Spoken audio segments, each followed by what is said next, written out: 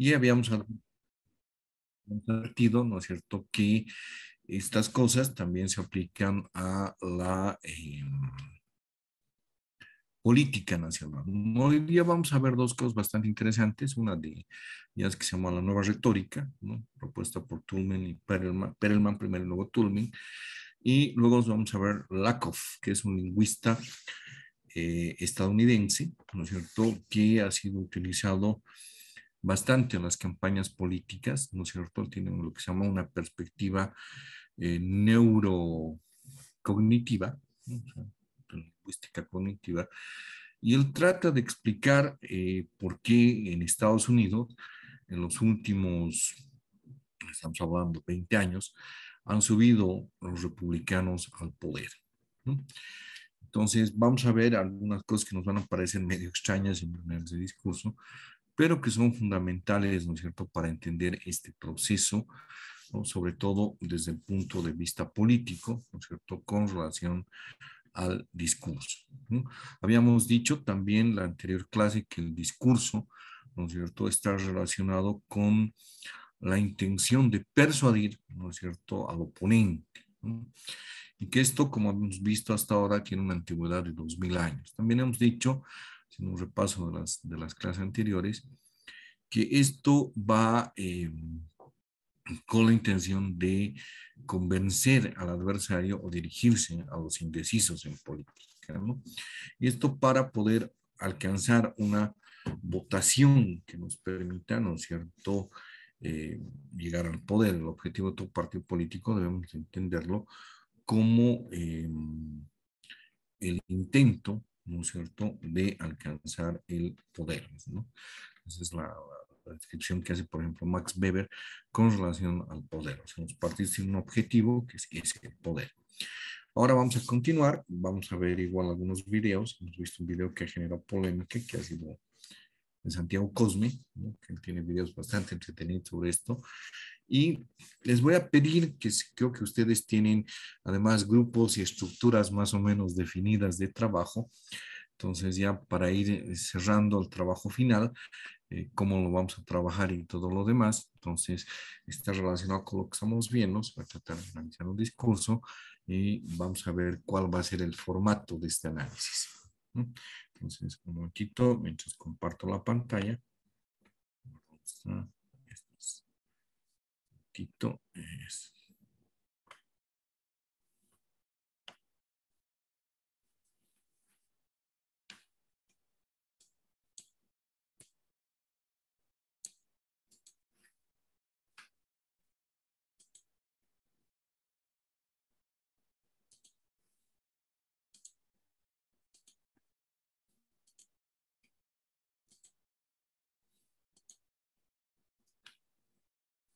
¿Ok?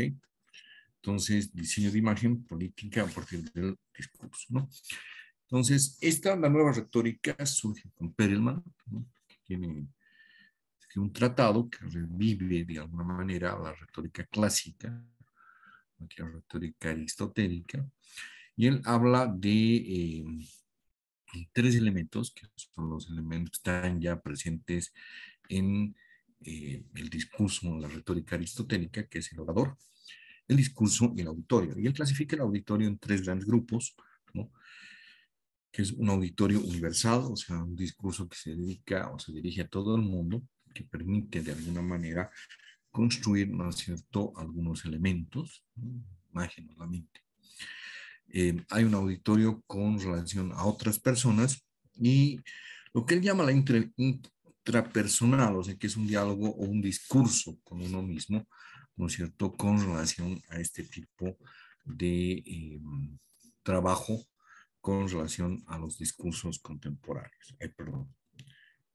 ¿No? La nueva retórica, ¿no? La retórica para él tiene la función de regular, ¿no es cierto?, los conflictos, ¿no? ¿Y por qué? Porque él ve que en las sociedades hay conflictos que pueden ser regulados a través de la retórica, ¿no es cierto? Entonces, él dice la retórica sirve, o sea, es como una especie de, para ponerlo en términos mecánicos, aunque no es una imagen muy precisa, de un aceite que lubrica las partes de la sociedad, ¿no es cierto?, y tratar de minimizar el conflicto.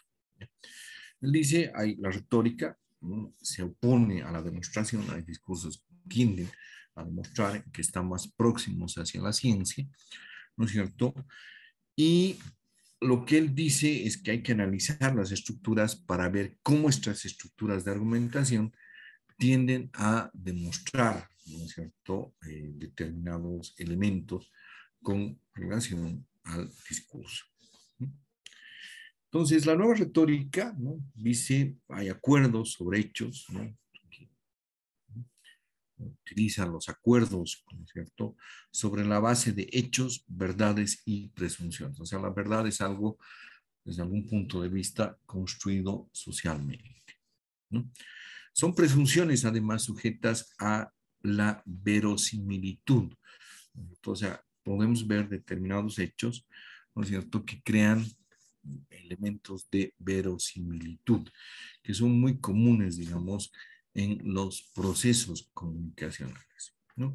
Pero que además están relacionados dentro de la sociedad con valores y jerarquías, o sea, con un orden más o menos que se establece o que se regula a través del discurso, ¿no?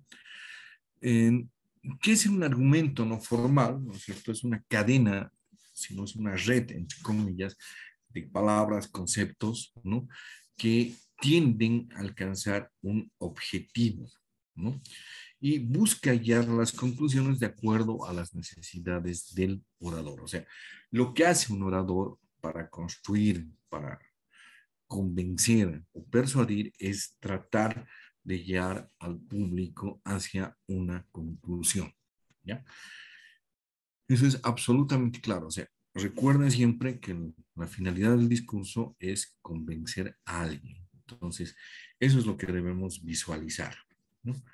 Y él llama, o de alguna manera, ¿no es cierto?, los argumentos cuasi lógicos, ¿no?, que tienen una apariencia, ¿no es cierto?, de formalidad. O sea, no son absolutamente lógicos, pero como que los disfrazamos de formalidad para tratar de convencer a los otros, ¿no?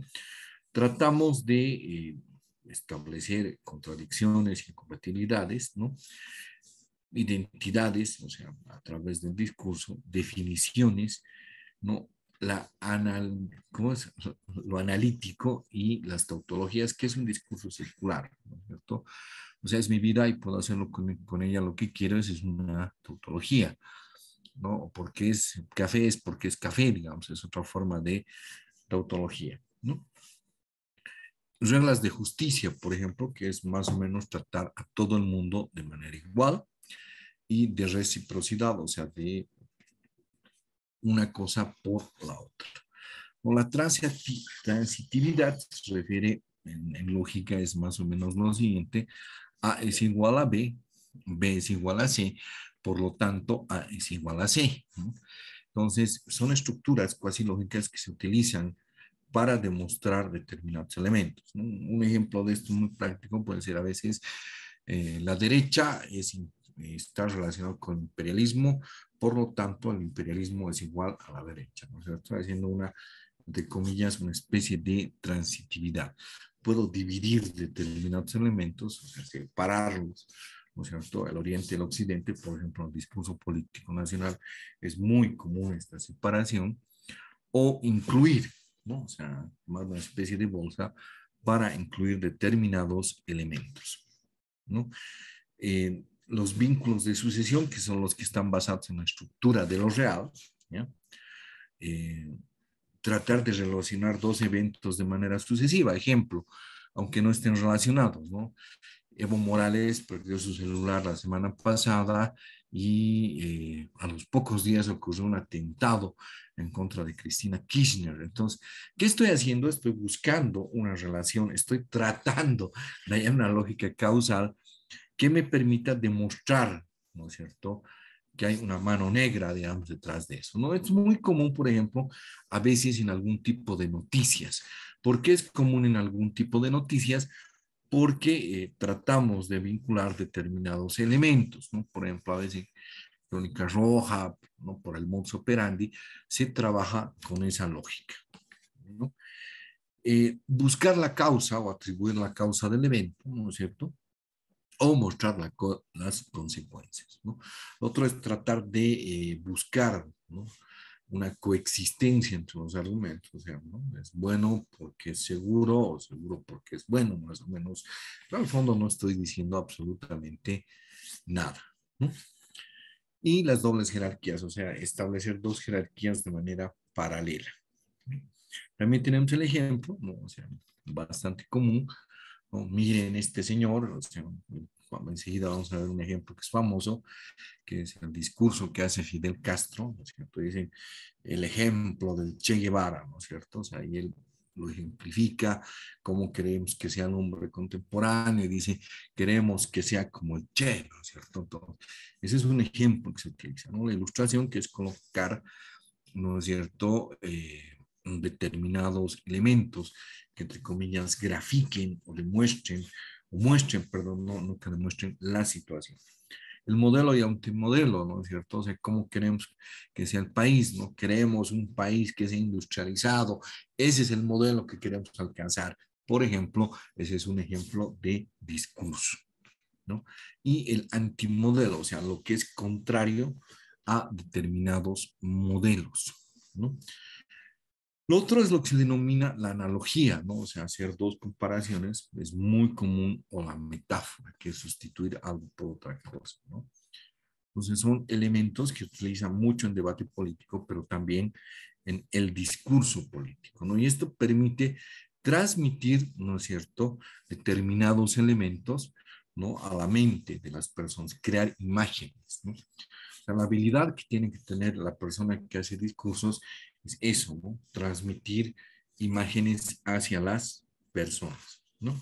Y el modelo de argumentación, pues desde Turing, ¿no?, es partir de tener una conclusión y respaldarlo con datos, establecer algunas garantías que me permitan llegar a esa conclusión y esos datos, modular y utilizar algunos soportes, o sea, elementos de estructuración, ¿ya? Ahora vamos a ver algo, vamos a ver un video que nos va a servir para introducirnos a la siguiente parte, y vamos a comenzar con una serie de preguntas con relación a esto, ¿no? Yo voy a dejar de compartir la pantalla para poder volver a compartir, ¿no es cierto?, este video. Y ustedes me van a decir cuál es la relación, ¿no? Aquí vamos a hacer algunos ejemplos de ver, ¿no? Un momentito, por favor.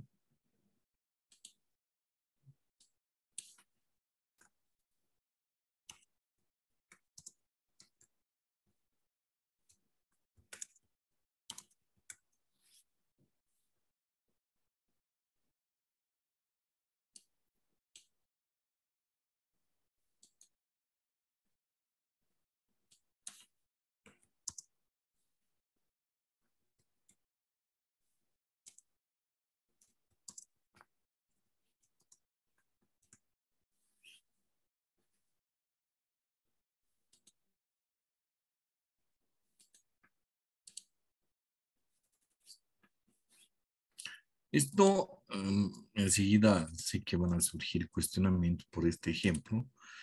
Está relacionado con lo que vamos a ver a continuación, ¿ya? Ustedes, la mayor parte, me imagino que alguna vez o ha oído o ha visto un capítulo de Los Simpsons, ¿no? Esta es una intro de Los Simpsons bastante antigua, ¿no?, pero que refleja algo muy interesante en la sociedad, sobre todo la sociedad estadounidense. Bueno, lo están viendo, lo voy a ampliar para que se vea mucho mejor, ¿no? Esta es una anécdota, ¿no?, que pasa durante el gobierno de Bush, pero no Bush hijo, sino Bush padre. Ya, entonces colocan un intro y enseguida vamos a ver a qué se refiere. Hasta ahí los dejo, vamos a verlo, es muy cortito, tiene 5 minutos, nos lo vamos a ver enseguida. Se está viendo, ¿no? October 1st, 1990, George Sr.'s wife had a cover story in People magazine. And in it, she said, I love America's funniest home videos, but remained baffled after sampling the census. It was the dumbest thing I had ever seen, she said, but it's a family thing, and I guess it's clean.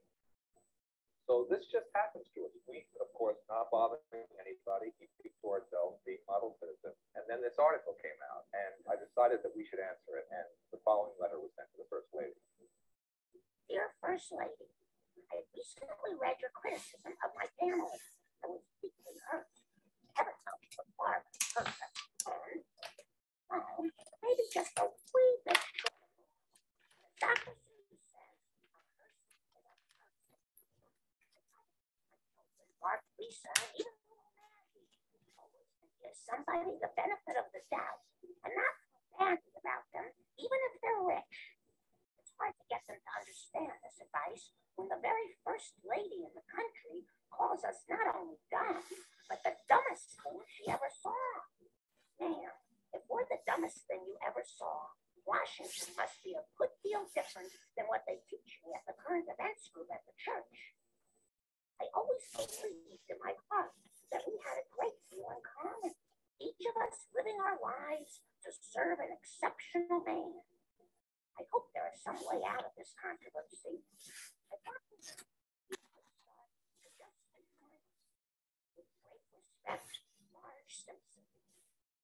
That letter was sent on September 28, 1990. I like having to be historical. And on October 9th, 1990, quicker than you and I would send a letter back to somebody, the First Lady of the United States. Dear Mom, how kind. Foolishly didn't know you had one. I'm looking at a picture of you depicted on a plastic cup, with your blue hair filled with pink birds peeking out all over. Evidently, you and your charming family, Lisa, Homer, Bart, and Maggie, are camping out. It is a nice family scene. Clearly, you are setting a good example for the rest of the country. Please forgive a loose tongue. Warmly, Barbara Bush. P.S. Homer looks like a handsome fella. It seemed that everything was fine. We had sent our own slightly humorous letter. She had sent an almost gracious reply, and the matter was over. And then George Bush addressed the Convention of Religious Broadcasters of the United States and said this. Well, let me tell you something. We are going to keep on trying to strengthen the American family, to make American families a lot more like the Waltons and a lot less like the Simpsons.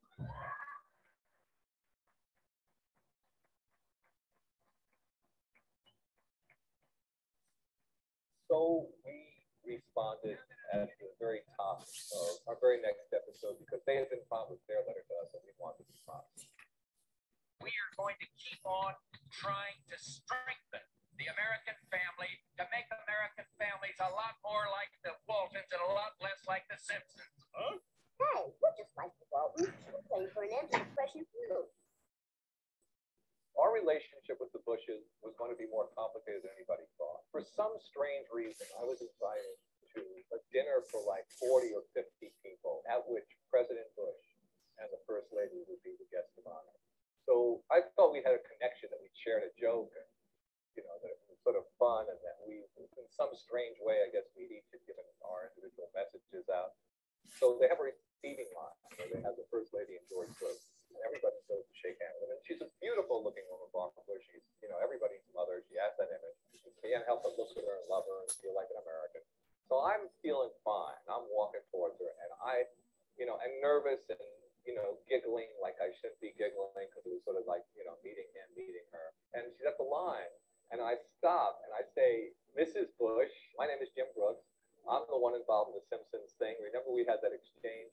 And she gave me a drop dead, withering cold look, where I know there's a receiving line where this cold air was just, and we had settled our score with her husband, was still mad at us. So it's rough to have people jammed around you as you're snubbed by the First Lady.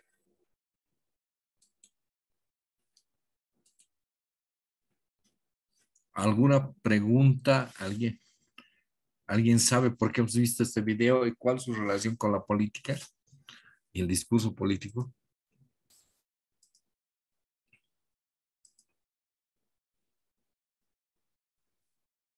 ¿Alguien quiere opinar? decir algo.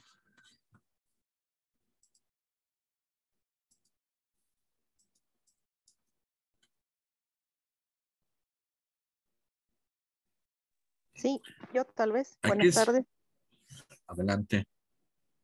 Gracias. Buenas tardes, adelante, le escucho. Me pareció muy interesante, ya que nos da a entender cómo puede ser una respuesta, ¿no? A algo que tal vez se puede tomar como un ataque, pero tal vez responder es el buen manejo de crisis, posiblemente se tome por ese lado, ¿no? Si nosotros analizamos profesionalmente, ya sea que la mayoría de los políticos podrían responder enojados, amenazando, o incluso tal vez poniendo como ejemplo lo que recientemente pasó con el comediante sobre el tema de impuestos nacionales, ¿verdad? O sea, mucho hace cómo el político reacciona ante un ataque o sátira o burla de la sociedad, o en este caso de comediantes hacia el actuar sobre la política. Entonces, creo que un buen manejo de crisis es ese, tratar de responder de la mejor forma, sin atacar, sin amenazar, incluso tal vez de la misma manera que ella lo ha hecho, ¿no? Con algo de burla, de broma, cosa que en vez de agrandarse y más bien su imagen que quede de forma negativa, entonces que de alguna forma se apacigüe el ataque y que la sociedad más bien no critique al político. O, es lo que ha pasado también con impuestos, ¿no? Cuando le han amenazado al comediante, la sociedad lo ha defendido a él. O sea, creo que no era la mejor manera de actuar de parte eh, en este caso, de las autoridades de impuestos. Entonces, más o menos esa relación tal vez yo estoy bien. Es interesante el punto de vista, ¿no? Porque sí, evidentemente demuestra la capacidad de respuesta que debería tener un político, por eso. Ese es uno de los puntos, pero hay otro más, que es probablemente está más profundo y está implícito en el video y está relacionado con lo que se menciona, con lo que menciona Butch y lo que dicen los Simpsons. Además, ¿a qué se refiere la comparación que él hace?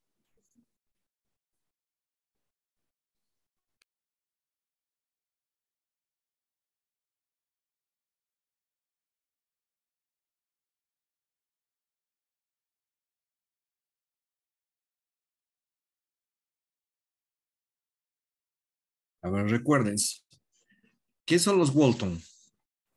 ¿Alguien sabe?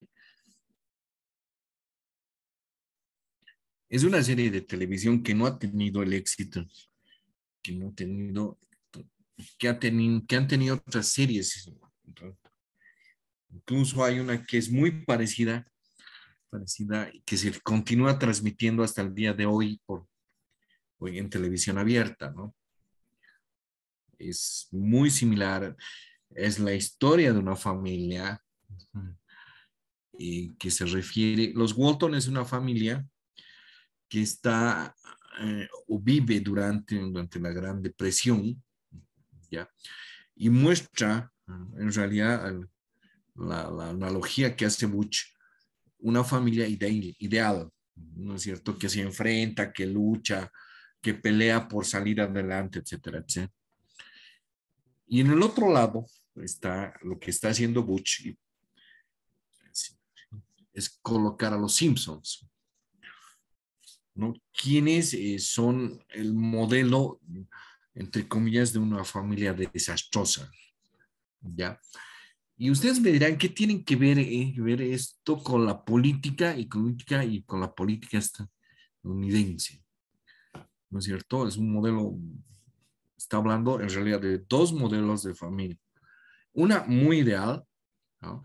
Que son los Walton, que tiene además un símil, una serie parecida que son los Ingalls, ¿no? Que aunque son más antiguos, demuestran otro tipo de familia ideal, ¿ya? Mientras que tenemos los Simpsons, o sea, en términos locales, la comparación hubiera sido políticamente hablando, queremos que nuestras familias sean como los Ingalls y no como los Simpsons, más o menos es lo que trata de hacer Butch con esa crítica. ¿Y qué es dolorosa? Dolorosa para los Simpsons, porque en realidad los Simpsons es una crítica a la familia estadounidense, ¿ya?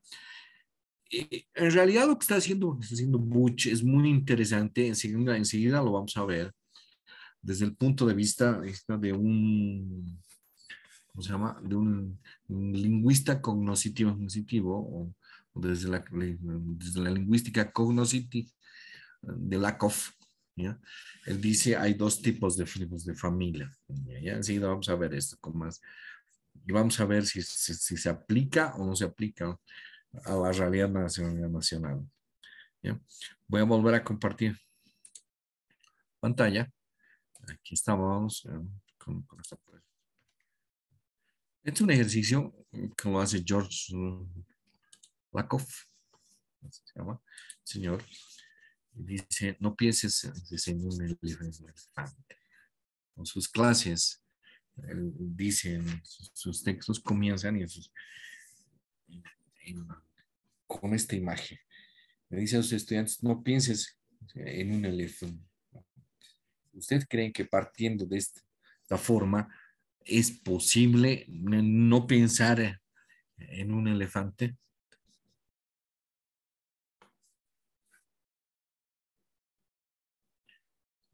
¿Ustedes Imposible, creen? imposible.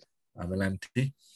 No es imposible porque ya te está mostrando lo que tus ojos ven, o sea, visualmente capta la imagen en los ojos y lo transmite al cerebro. Y el cerebro dice que eso es un elefante. Exactamente. O sea, dice, yo aseguro más o menos la predicción que él tiene es que el 100% de sus estudiantes, ¿no es cierto?, piensan en elefantes cuando tú le dices que no pienses en un elefante. Y él dice, además, enseguida lo vamos a ver, que hay marcos en los cuales se interpretan las palabras, ¿no? Entonces, él está, ¿cómo es la lingüística cognoscitiva? Él trata de explicar, él trabaja en la Universidad de California, creo que ya está jubilado, ¿no?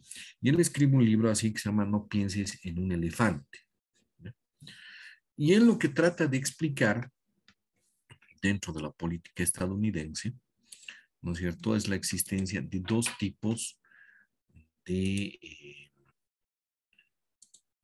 lógicas políticas o de dos modelos políticos, ¿no?, que están vinculados, ¿no?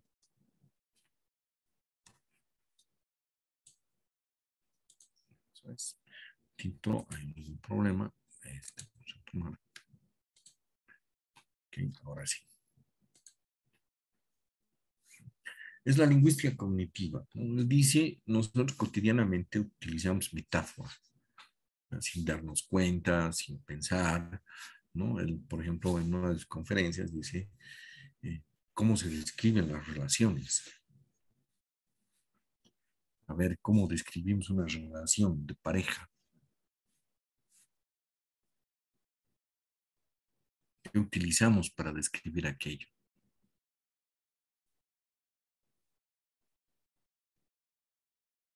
Generalmente un corazón, Ya, también sentimientos y esas cosas. ya. ¿Qué más? O sea, pasa el tiempo y cómo describimos esa relación que utilizamos.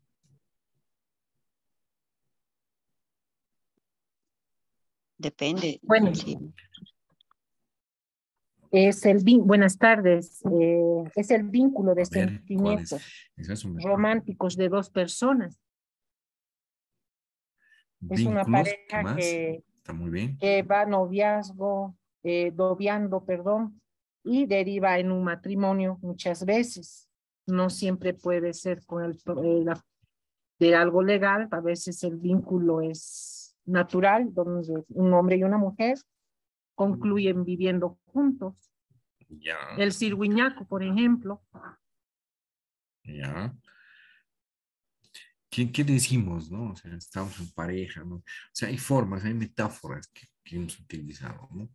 A veces, por ejemplo, una metáfora que él colocan en sus libros, esas metáforas de la vida cotidiana, dice, utilizamos, por ejemplo, una analogía, el tiempo es dinero, por lo tanto, invierto tiempo en mi pareja.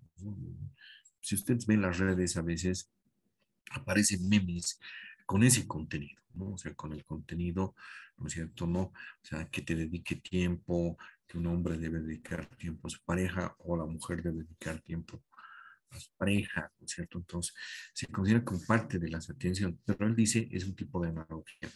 Nosotros comprendemos de alguna manera el vínculo a través de metáforas y analogías. Y esto, por si acaso, tiene una aplicación política. Cuando hablamos de familia, Lakoff dice, o sea, cuando estamos viendo el caso de los Simpsons, hay dos tipos de familias. ¿Ya? Una es la familia conservadora, ¿no? Que dice es la imagen del padre estricto, que cree en la necesidad, o sea, que es autoritario de alguna manera, que disciplina a los hijos, ¿no? Les enseña a luchar en un mundo competitivo. ¿Ya? Ustedes me dirán que tiene que ver esto con política, o sea, que tiene que ver la imagen de una familia, ¿no es cierto?, con la política.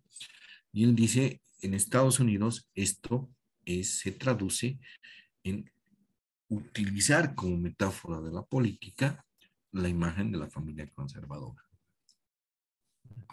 Es una imagen muy discursiva, ¿no es cierto?, en la cual las personas, y en este caso, en el caso de Estados Unidos, ¿no es cierto?, utilizan esta metáfora para referirse a determinados elementos, ¿no es cierto? Entonces, y él explica de dónde viene esto, por si acaso viene de algunas iglesias, ¿no? En el país les decimos cristianos, ¿no? Entre comillas, y él dice hay diferentes tipos de cristianos, ¿no es cierto?, con los cuales se puede, entre comillas, visualizar esto. Él menciona un señor que se llama Dobson. Dobson te da una serie de lógicas, ¿no es cierto?, de cómo educar a tus hijos, ¿no? Él, por ejemplo, dice usar castigo físico, ¿no? O sea, puedes dar, ¿no?, un jabón de orejas, un golpe en las nalgas, ¿no es cierto?, para disciplinar. Dice, esa es la imagen del conservador en Estados Unidos. ¿Cuál ha sido la habilidad de los conservadores, en este caso, sobre todo de los republicanos? Ha sido la de utilizar, ¿no es cierto?, este tipo de imágenes para proyectarlas en los votantes. ¿Ya? Dice, el gran problema es que todos tenemos dos imágenes de padre, ¿no? O sea, no es solamente una. La segunda es la del padre protector, ¿no? Que al contrario del padre estricto, dice, y esto está relacionado, por ejemplo, con los progresistas estadounidenses, ¿no?, deben comprender y apoyar a sus hijos, ¿no?, darles libertad y confianza, ¿no? O sea, les enseñamos a cooperar, dice. Entonces, ese es el choque que se produce, por ejemplo, a partir de la creación de imágenes, ¿ya? Y él dice, esto está muy, muy, muy en lo profundo de la política estadounidense. Cuando comenzamos a ver a los Simpsons, ¿no?, y haciendo referencia a esta serie, lo que estamos viendo en realidad son dos modelos de familia. Una que es evidentemente los Waltons y los Ingalls, ¿no?, que con sus problemas tienen una imagen de padre estricto, ¿ya? Si se dan cuenta, en la televisión boliviana, creo que los Ingalls están presentes por lo menos 30 años. ¿Ya? Los Waltons no tuvieron el mismo impacto porque, bueno, correspondía a otra cadena estadounidense, y al ser de otra cadena, bueno, como que mucha gente no les tiró bola, ¿ya? Para usar un término popular, ¿ya? Y del otro lado están los Simpsons, ¿no? Fíjense bien, y esto es interesante, ¿no?, que las imágenes de familia o las familias en televisión tienen un gran éxito. Voy a mencionar un par de estas series familiares, ¿ya?, que de alguna manera nos dan modelos de familia, pero también, dice Lakoff, nos dan modelos de política. ¿Ya? En Bolivia tenemos el caso de los Ingas, 30 años al aire, tal vez más. Un poco más. ¿No? Un poco más. Que 30 años. 30 años, ¿no? O sea, y se repite, ¿no? Ya Creo que hay gente que ha visto cada capítulo 10 veces más o menos, pero sigue al aire. Hay otra serie que es Los Simpsons, creo que no sé si sigue en televisión abierta, pero si ustedes van por la calle o por algunos lugares de La Paz o Lo Alto, van a encontrar que los Simpsons están ahí. Son como omnipresentes, digamos, en la programación nacional. Igual, 30, 32 años al aire, ¿no? Todavía no hay esperanza de que se agote la serie, más cuando la compró Disney y Disney lo va a sacar al jugo. Hay otra serie que tiene un fenómeno similar en las calles de La Paz y del Alto, ¿no? Que se transmite por Canal 2, que es Al Fondo de Sitio. O sea, Al Fondo de Sitio, ¿no? Que está producida por un boliviano, que no me acuerdo el nombre, que trabaja en la TV, y como que le dan el clavo, ¿no? Yo creo que ya tiene como varias temporadas, continuaciones, pero son series que se refieren fundamentalmente a modelos de familia. Y Lakoff dice, la política, la imagen de la política está muy asentada en los modelos de familia. ¿Ya? O sea, y es una cosa que todavía no hemos aprendido a utilizar, dice, y hablar, ¿no? Él hace una clasificación de los, por ejemplo, del padre protector, y dice, por ejemplo, en Estados Unidos, no se refiere a todo el mundo, hay 6 tipos, ¿no es cierto?, de progresistas, ¿no? Los socioeconómicos, ¿no? Que piensan que hay que nivelar, digamos, la economía, ¿no? Los de política identitaria, ¿no? Que es que ha llegado la hora de que su grupo se desquite, ¿no? Que tenga su parte en el pastel. Los ecologistas, ¿no? Que hablan de la sostenibilidad, ¿no es cierto?, de la tierra, etcétera, etcétera. Los progresistas, las libertades civiles, ¿no es cierto?, que quieren mantener a los liberales de alguna manera, ¿no es cierto?, y los antiautoritarios, ¿no?, aquellos que luchan contra, ¿no es cierto?, la autoridad. Lo que él ha hecho, les voy a dar el link después por clase, es elaborar un manual que se llama así, No pienses en un elefante, en el que él trata de colocar o de hacer, ¿no es cierto?, la política. Dice, ¿por qué? Porque la política en Estados Unidos, en el caso de los conservadores, ¿no es cierto?, identificados con el Partido Republicano, ha entrado en una especie de lenguaje orwelliano, ¿ya? Cuando hablamos de Orwell, hablamos evidentemente de su famosa novela, que es 1984, ¿no?, en la cual, ¿no es cierto?, había, ¿cómo se llama?, el Ministerio de Comunicaciones, ¿alguien recuerda? Tiene un nombre fascinante, además. Lo que sería el equivalente a un Ministerio de Información y Comunicaciones. ¿Alguien se acuerda?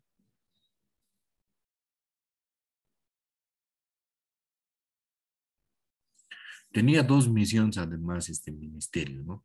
El Ministerio de la Paz, por ejemplo, era el de la guerra, ¿no? Entonces, en lugar de hacer la paz, se ocupaba de equipar las fuerzas. Y había uno, si mal no recuerdo, se llamaba el Ministerio de la Verdad. Entonces, el Ministerio de la Verdad tenía 2 misiones. Una era reescribir la historia, adaptar la historia hacia atrás para concordarla con el futuro. Y la segunda era crear, entre comillas, un lenguaje, ¿no es cierto?, entre comillas, surrealista que permitiera la identificación. ¿Ya? Entonces, Lakoff nos propone esto. Y dice, la sociedad ha creado marcos de interpretación, ¿no? Y existen marcos que asignan papeles. O sea, les voy a colocar un ejemplo de esto muy simple, ¿no? Algunos de ustedes, me imagino, son docentes, ¿ya? Y si yo les digo aula, automáticamente, cuando yo les digo aula, ustedes tienen un marco, una forma de entender lo que es un aula. Me van a decir, comprende, ¿no es cierto?, una pizarra, probablemente acrílica, un conjunto de bancos y 2 papeles básicos, la de profesor o la de docente y la de estudiante. Ese es un marco, ¿ya? Esta idea está tomada de un señor que se llama Erving Goffman, ¿no?, que él ha trabajado en Las Vegas, ¿no es cierto? Trabajó en una institución mental, escribe un libro que se llama Internados, y él dice, hay marcos que nos permiten entender, ¿no es cierto?, la realidad. Lo que te dice Lakoff es muy simple, dice, las palabras se entienden con relación a un marco, ¿ya? Ahora vamos a ver un ejemplo local de lo que estoy diciendo, porque evidentemente sí, así medio abstracto no se ve, ¿no es cierto? No se entiende, ¿no? Y les voy a hacer recuerdo de un político, ¿no? Que le decían el compadre. ¿Quién era el compadre? El compadre Carlos Palenque, el que tenía la tribuna libre y que luego se postuló ¿No? a presidente. ¿No? Él fallece en 1997, fue candidato a la presidencia, ¿ya? Y él utiliza una relación familiar muy poderosa. ¿Cuál era esa relación? Con el pueblo, era populista. Sí, pero ¿cuál? ¿En qué se basaba su relación? Con la En la relación de vínculo de compadre, ¿no? compadre. Exactamente, era él que utilizaba el vínculo de compadre, ¿cierto? Y eso dentro de la cultura andina representa un grado, o sea, si quieren utilizar un término antropológico, representa una familia de tipo extendida. Y él explota esa figura familiar, entre comillas, ¿no es cierto?, para poder hacer uso de la palabra, ¿no? Lamentablemente no hay muchos discursos grabados, lo que vamos a ver es una cosa de un documental de plano medio, un pedazo, no todo, porque el documental es larguísimo, que fue realizado, ¿no? Tiene el mismo nombre, se llama Compadre, ¿no? Uno de los discursos más famosos, probablemente de los últimos, de Carlos Palenque.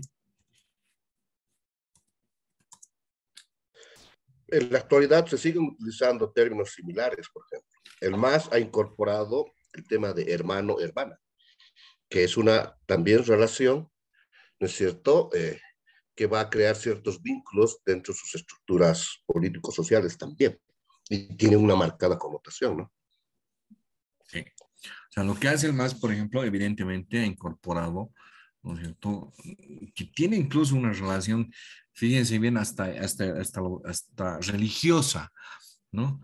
Porque quienes antes se llamaban hermanos, hermanos, Los de la iglesia, los cristianos, ¿no es cierto? O sea, Los cristianos. más que los católicos, digamos, eran los evangélicos, entre comillas, quienes utilizaban esta figura de hermano-hermana, que además se la apropia el movimiento al socialismo, ¿no es cierto? Y dice, ¿no? De alguna manera estamos utilizando una analogía familiar, ¿no es cierto? Para poder, entre comillas, aproximarnos, ¿no es cierto?, a los demás, porque por ejemplo la izquierda utiliza más a veces, ¿cuál era la frase de la izquierda?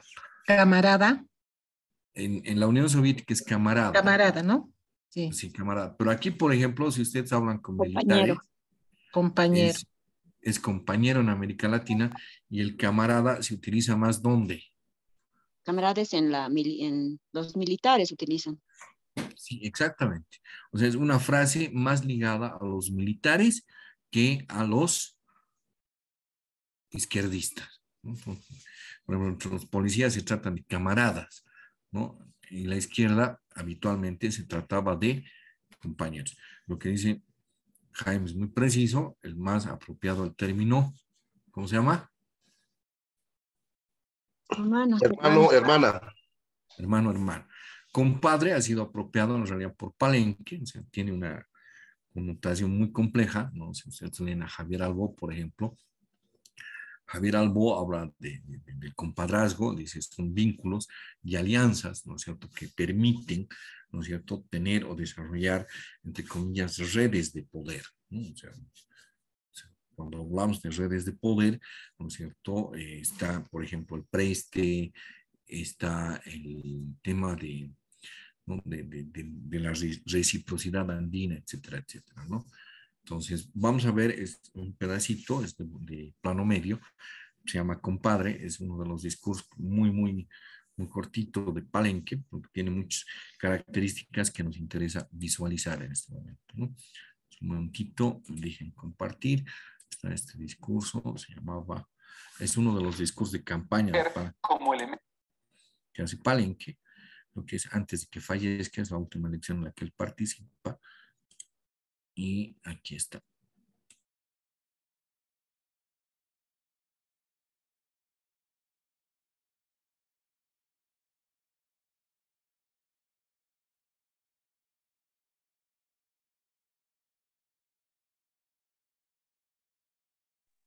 No se oye por si acaso.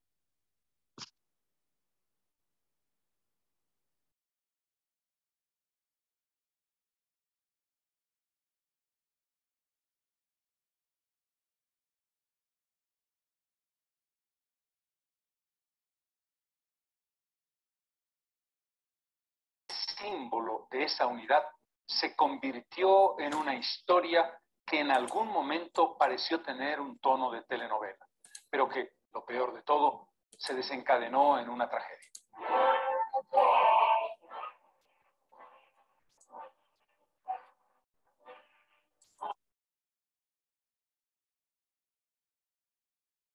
No, ese no es. Estamos perdidos ahí. Ya, no me hablen de ella. Ese era. El famoso nombre. Que termina como en un estruendoso divorcio, ¿no? Con idas y venidas, traiciones de todo lado. Así nomás. Así no es, fue. O sea, no salió nunca la sentencia y al no salir la sentencia quedó de propietaria Mónica Medina del Canal 4. Como Este es el pedazo.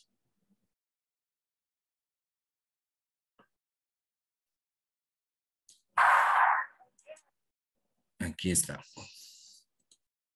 Otra vez.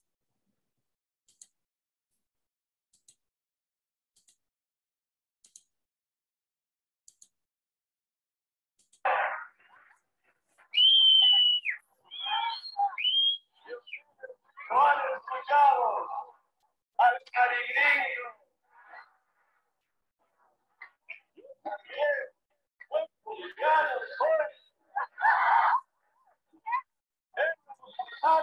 500 personas en Bolivia, pero voy a regalar 250 votos. Quiero, votos.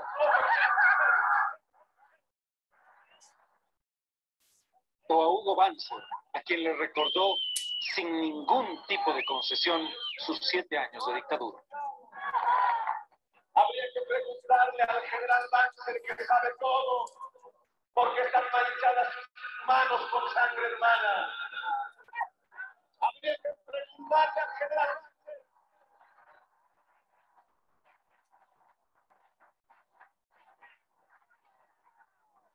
Si usted sabe gobernar, ¿por qué ordenó torturar? Que desaparezcan nuestros seres queridos. ¿Por qué no se endeudó a todos los bolivianos y distribuyó entre sus amigos esos dólares americanos que llegaron por caudales durante su gobierno? Ahora el pueblo tiene que pagar por él. ¿Sabe gobernar?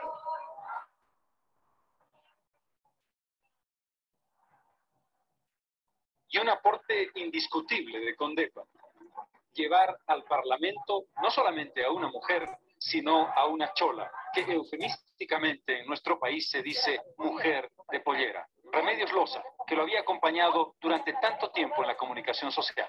A la mujer de pollera, antes me decían, hija, buenas tardes, ¿qué quieres?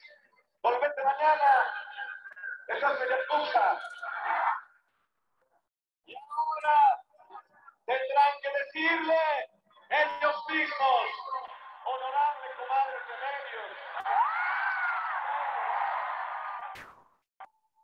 Su debut electoral no es malo en absoluto. Obtiene el 4º puesto con el 12.2% de los votos, un total de 173.680 votos en su favor.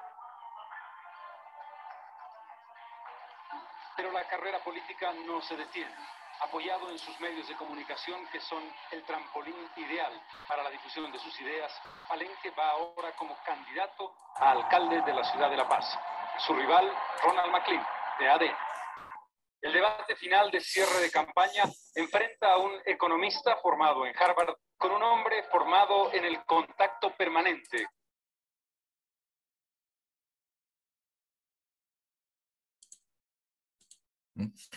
Ahí estamos viendo la imagen de familia, la imagen de, ¿qué más? Compadre, fíjense bien, compadre, o sea, está la imagen de compadre con todas las cosas y todo lo demás, y él crea el símbolo, utiliza el símbolo de la familia, ¿no es cierto?, para jugar políticamente, ¿no es cierto? O sea, si ustedes ven el documental completo, esto termina en un divorcio escandaloso, ¿no? Hasta con pruebas de ADN, ¿no es cierto? Pero esa es la característica, ¿no es cierto?, de este tipo de política. O sea, la política, desde este punto de vista, implica comprender el marco desde el cual se emite el discurso. ¿Ya? O sea, ¿qué quiere decir esto? O sea, vamos a construir, fíjense bien, cómo las palabras, desde el punto de vista político, están construyendo una imagen. Y en el caso de Palenque se cae, ¿no? Hay una caída que se produce a partir, ¿no es cierto?, de la ruptura matrimonial. Entonces, a eso nos referimos con el uso del marco. Eso es lo que propone Lakoff. O sea, es el dominio, de alguna manera, del marco y de las palabras. Ese es el juego que está proponiendo Lakoff, ¿no? No sé si hay alguna consulta aquí, alguna pregunta. Bueno, tal vez un comentario.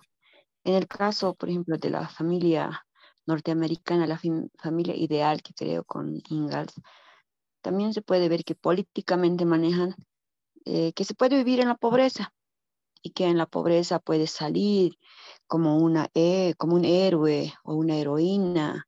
Entonces, como que siempre la población puede estar en la pobreza porque la pobreza ha sido romantizada y por tanto no es tan malo ser pobre, algo así, ¿no? Algo así es lo que yo puedo percibir de eso, que nos muestran una familia heroica, una familia ideal dentro de la pobreza. Entonces, eso es lo que vienen a mostrar y eso es lo que vienen a meter prácticamente a la mente desde pequeños para ver que, bueno, papá, mamá, pobre, nosotros acá, como la familia Ingalls, ocurrió una gran tragedia con la nevada, pero pudimos salir adelante. Entonces, más que todo, políticamente se romantiza la pobreza. Sí, en parte, ¿no? Pero lo que estamos jugando son con modelos muy profundos. O sea, si ustedes hacen una encuesta y hagan el ejercicio, pregúntenle a las personas. A mí me pasó, lo hicimos una vez entre abogados, les dijimos, ¿cuál es el modelo de familia ideal? Y nos dijeron los Ingalls. Eso se ha ido metiendo a través de la cultura popular, las series de televisión, etcétera, etcétera, en la mente de las personas, ¿no? O sea, recién, ahora, un poco, digamos, se ha flexibilizado la imagen de familia. Pero la imagen que se tiene es muy dura. O sea, en el sentido de es mamá, papá, hijos y figura estricta.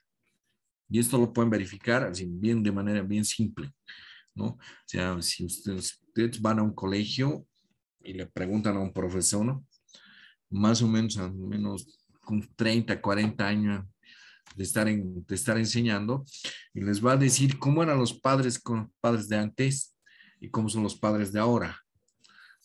No les va a decir, antes el papá me decía, mira, si mi hijo se porta mal, dale nomás huasca.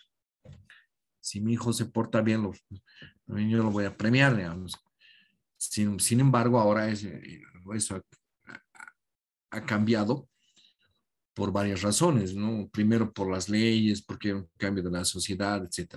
Se han centrado a una figura de más protectora, ¿no? Pero tenemos esas imágenes. Y en política se juega muchísimo con eso. con eso. O sea, con el marco, con todas las cosas. Se está jugando mucho con eso, ¿no? Incluso Evo Morales, ¿no? Con el hermanos, hermanas, después ¿no es cierto? A veces ha sido criticado por machista, ¿no es cierto? ¿No es cierto? Como la frase que utilizó, a ver, con unas ingenieras petroleras que les dijo algo así como son perforadoras o perforadas, más o menos, con un doble sentido. Entonces se está utilizando parte de esta política, ¿no? O sea, se utiliza todavía. O sea, no es que estamos ajenos a que, no sé qué. ¿Algún comentario más? Sí, a ver, yo creo que hay que definir, bueno, para definir el tema político, en realidad, como usted lo planteaba, hay dos modelos políticos en Estados Unidos y las sociedades americanas son muy marcadas en realidad en cuanto a sus modelos de familia y en cuanto a sus modelos de sus estructuras sociales, económicas, políticas, ¿no es cierto? Creo que son muy marcadas en los Estados Unidos, ¿no? Desde el tema religioso. Por otro lado, ¿no es cierto? En la política siempre se va a utilizar el tema del carácter identitario, cómo la gente se va a identificar con un determinado personaje. Es por eso que cuando salen escándalos políticos como el de Bush, por ejemplo, suena muy fuerte en los Estados Unidos porque es una cosa lo que le venden a la gente, ¿no es cierto? El tema de la familia perfecta, ¿no es cierto?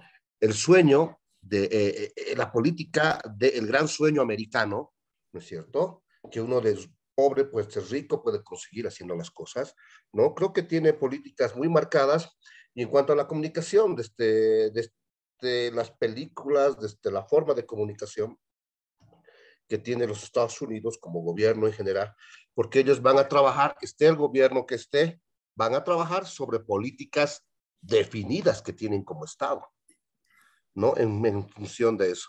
Ahora, hay un escenario interesante porque en la actualidad lo que vemos es un desarrollo de las sociedades. Las sociedades clásicas, ¿no es cierto?, están quedando cada vez más atrás. Y un claro ejemplo es el que usted daba, ¿no es cierto?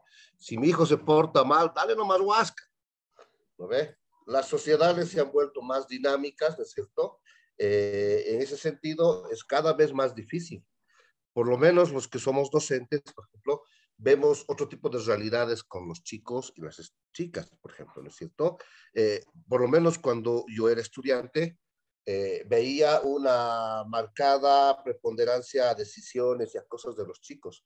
Ahora, por ejemplo, estas dinámicas sociales, estos empoderamientos de la mujer, ¿no es cierto?, hacen que las mujeres tomen mayor protagonismo en muchos de los escenarios, por ejemplo, ahora políticos también, ¿no es cierto? Y en la vida cotidiana como tal, ¿no? Entonces, estos elementos, yo creo que hay que volver a repensar, hay que volver a reanalizar comunicacionalmente cómo las sociedades, cómo vemos a las sociedades, cómo analizamos a las sociedades en las perspectivas políticas, ¿no es cierto?, comunicacionales y económicas.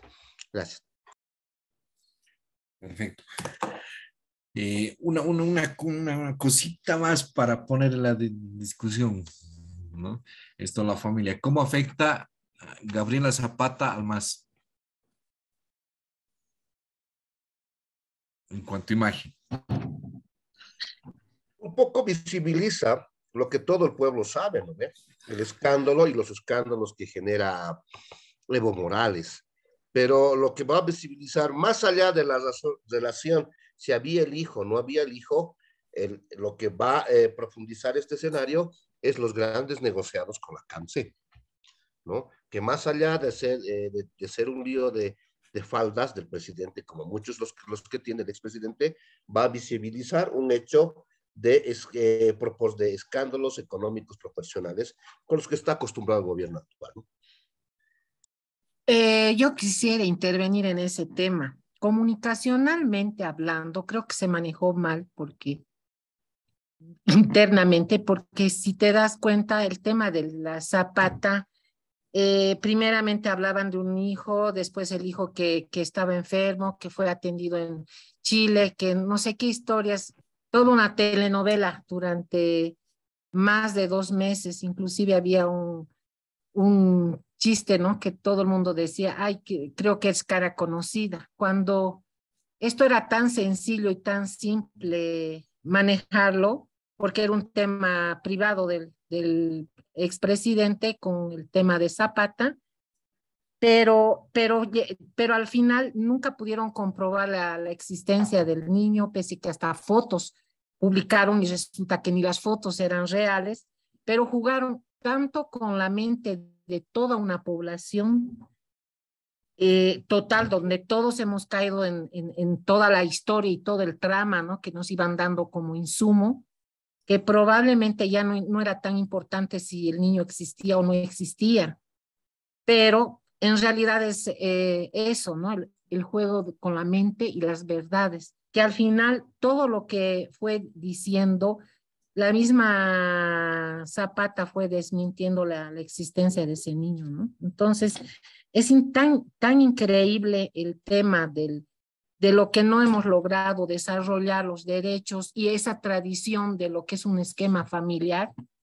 No estamos todavía a un nivel avanzado, porque cuando te lanza un político a una candidatura, siempre están en ese esquema, ¿no? Detrás de un gran hombre está una mujer.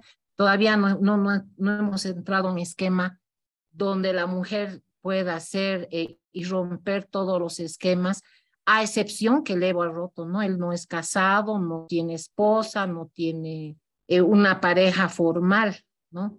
Y cómo manejamos, ¿no? Las verdades y las mentiras. Y las mentiras, ¿cómo lo han sabido manejar? Tan bien que hasta el día de hoy ya no importa las mentiras en sí, sino es lo que el prejuicio, ¿no? Porque cuando un hombre se porta mal, cuando un hombre tiene una o dos, tres mujeres, en el caso de la Zapata por ser mujer fue muy criminalizada, ¿no? Y el hombre también se porta, también tenemos varios zapatos en nuestra sociedad, pero a la mujer no se le perdona una, ¿no? Cuando se comporta de esa manera. Nos falta mucho en nuestra sociedad todavía. Pues tiene que ver con la imagen de familia. Ojo, o sea, si ustedes piensan bien, o sea, ese es un ejemplo. Yo a veces lo he usado, lo digo abiertamente, tiene que ver, por ejemplo, con la forma de familia. Y se refiere al siguiente. Si yo les digo a un estudiante, tú vas a llegar a las 6 de la mañana y eres hombre, ¿qué pasa?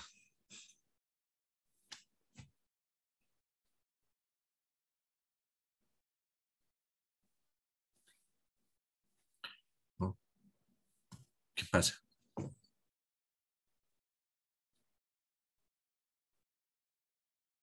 ¿Cómo reacciona la familia?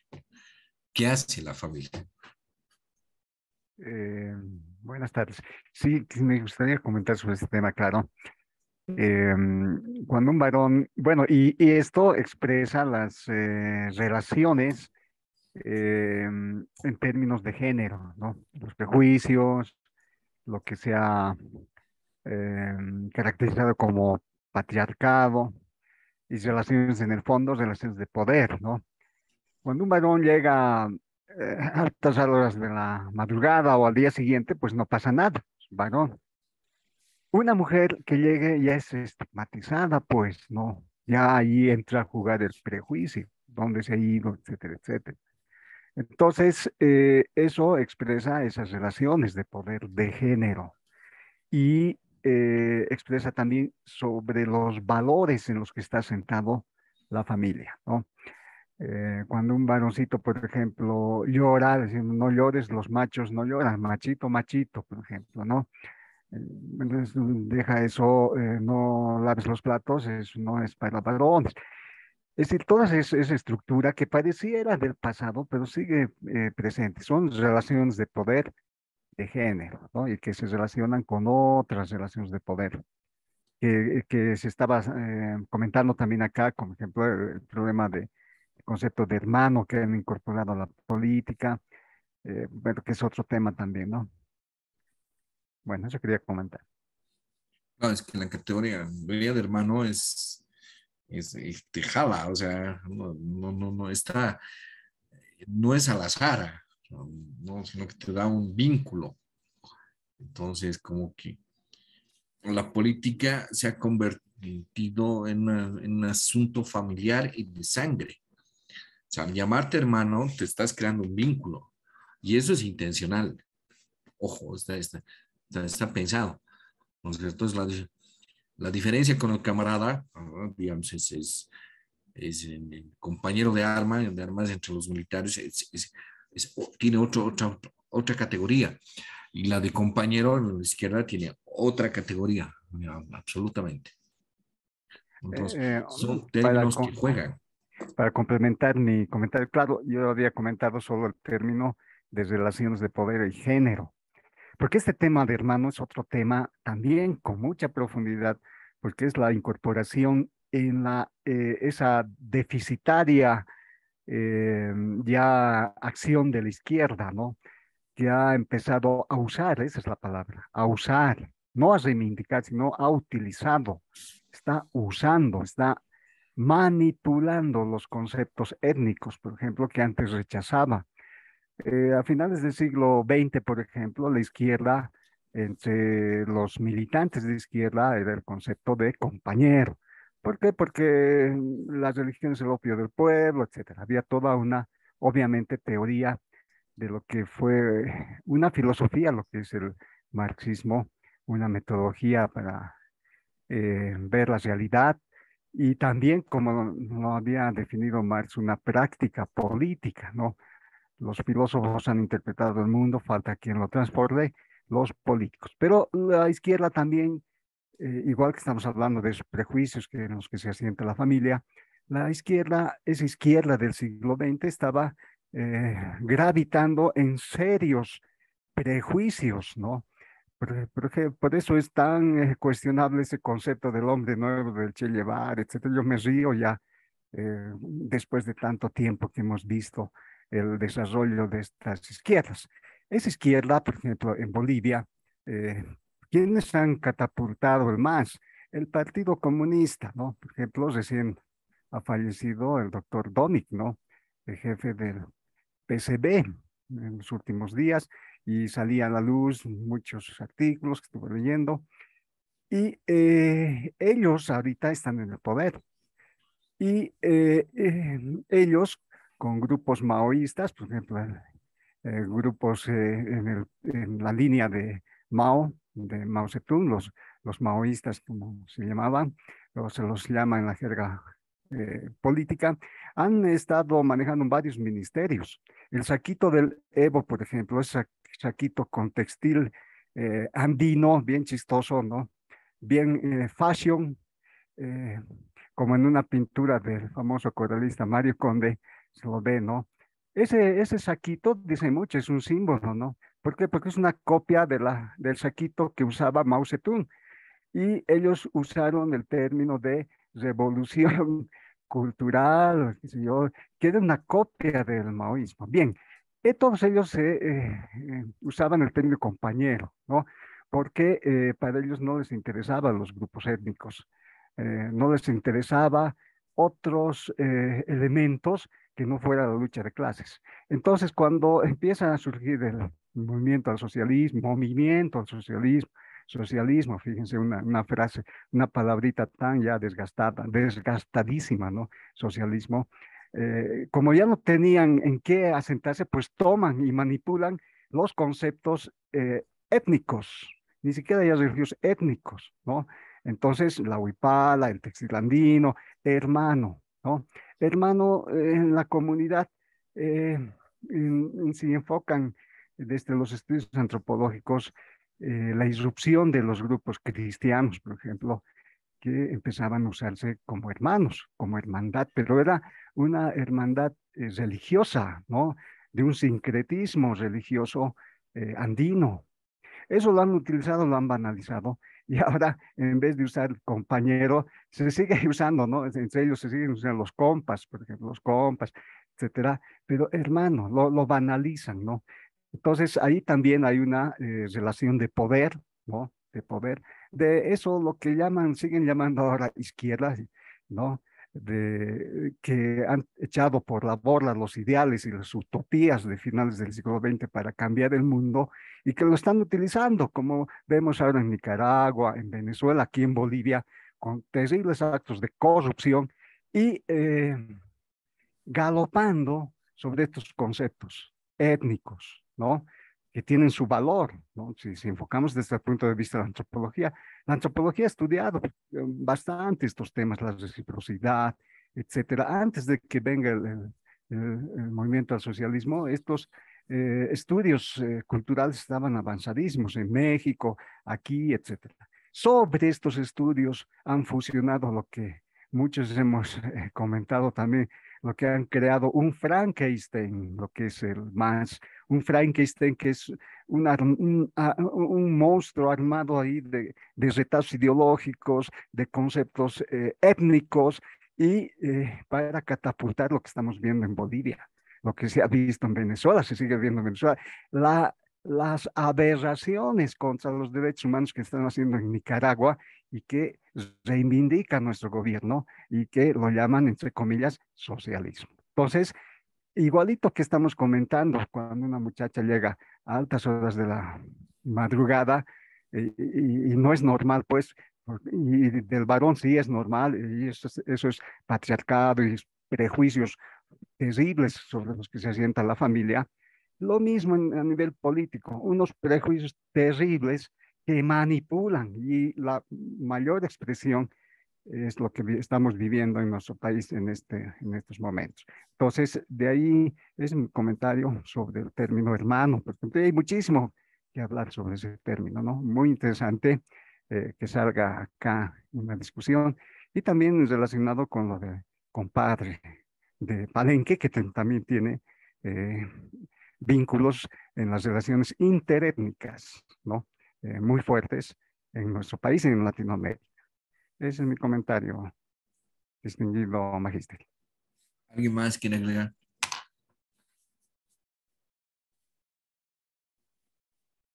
¿Algún comentario?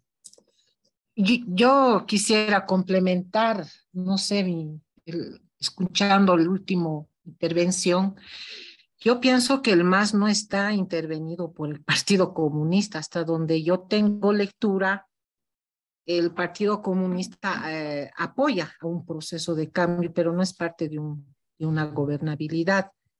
Creo que más bien ahorita estamos viviendo una segunda etapa del MAS, donde el escenario son dos nuevos líderes. Ahí está Choquehuanca y está Lucho Arce Catacora, donde más bien están renovando de otra manera su forma de gobernabilidad y donde más bien se nota una ruptura interna. No entiendo esa ruptura tan notoria hasta en estos últimos días. Ya se ha hecho hasta público entre el Evo y el Lucho.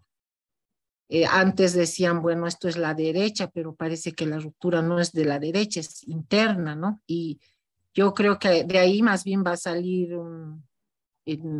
para el 2025, pues otro grupo político, que el Choquehuanca tiene un grupo que se llama Larama, y el Lucho que sale de las filas del PC1. Entonces creo que estamos viviendo una evolución de lo que decía el compañero, ahí sí estoy de acuerdo, quizás aquí armaron un rompecabezas en la que ahora se está direccionando y está generándose otro, quizás la caída del MAS de pronto, no sé, muchos dicen eso, ¿no? Y bueno, yo creo que está aglutinado por un montón de personas que salen de las filas de la derecha y de la misma izquierda, ¿no? Es una aglutinación, más bien diría mixta, y yo creo que el tema de la mujer es un tema que no se ha podido, pese que están saliendo, se han en estos últimos meses se ha sacado una ley endureciendo, protegiendo a la mujer, pero le falta mucho, ¿no? Si ustedes ven en el gabinete de Lucho tampoco hay muchas mujeres, no hay mucha representatividad. La mujer todavía no hemos logrado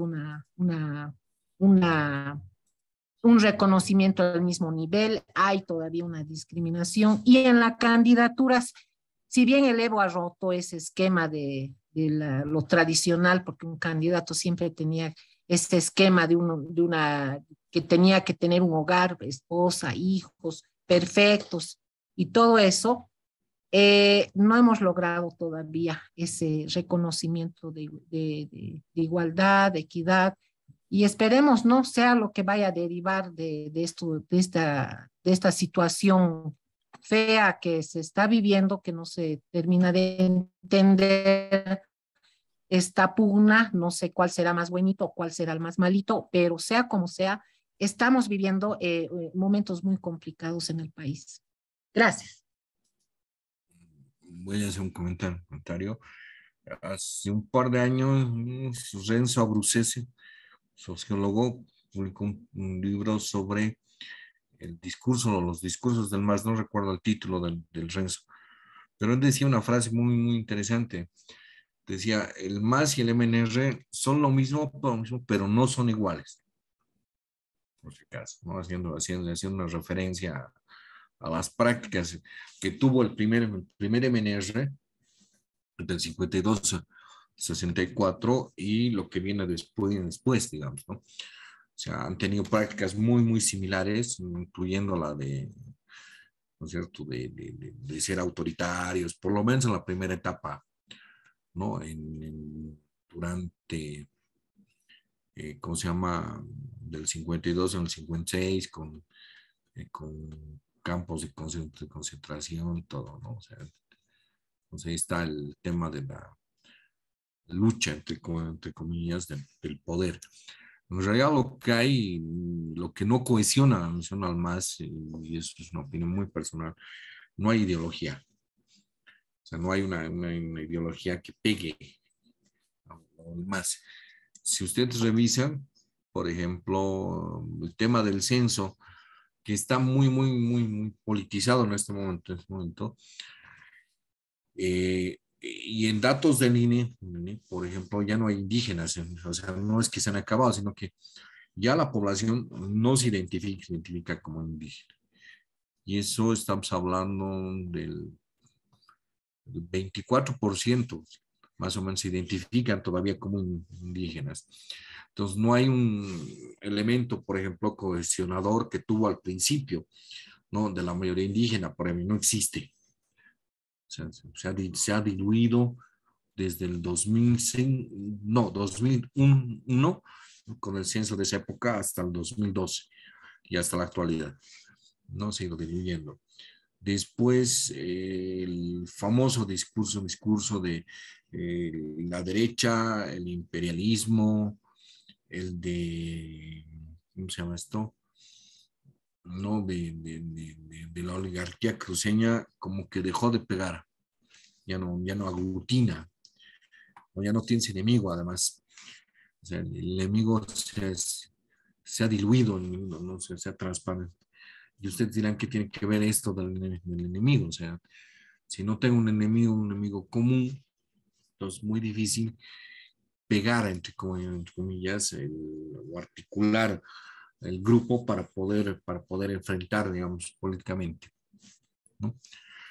Ahora pasando a otro tema, estamos en la tercera clase, queda una más, si no estoy mal. Entonces, me han dicho que ustedes generalmente para hacer los trabajos se organizan en grupos, ¿sí o no? Así es, tenemos nuestros grupos. ¿De más o menos cuántos? Somos de 3 a 4, me parece. Más o menos, ¿cuántos grupos son?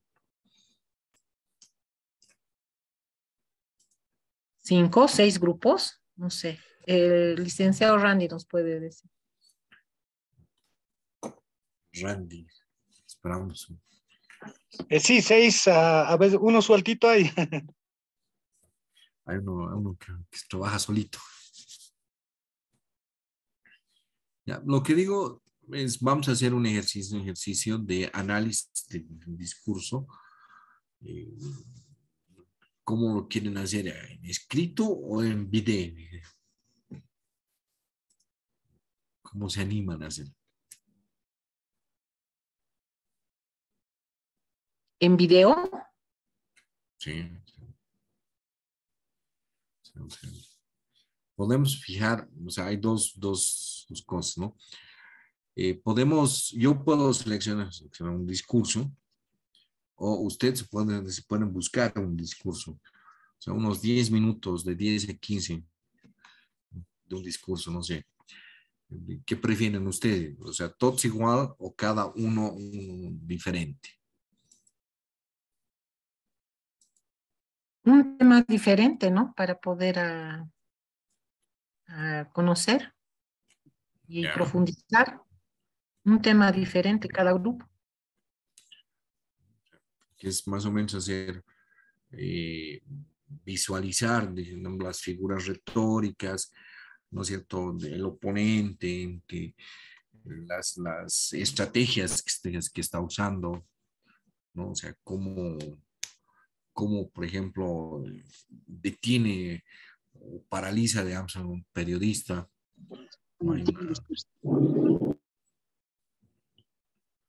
puede ser nacional o internacional.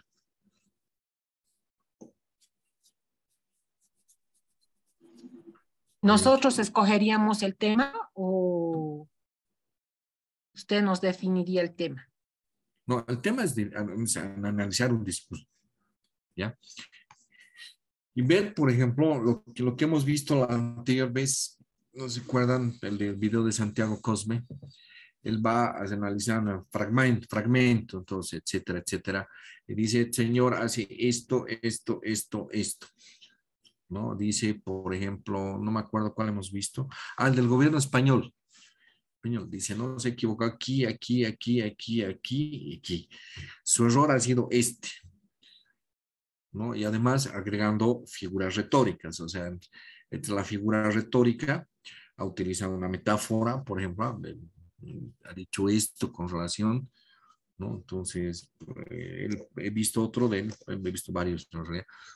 Uno es de José Antonio Caz, que ha sido candidato en contra de Boric, estuvo muy cerca de ganar. Y él hace un análisis de Boric, no de Boric, de Cast, ¿no? Y él dice, Cast tiene la sangre fría, nunca se altera. Segundo, siempre sabe lo que le van a preguntar. Tercero, dice la gran virtud de que él sabe usar metáforas, ¿no? Y hay otro, por ejemplo, que hace de Milei, por ejemplo. Vamos a ver el modelo.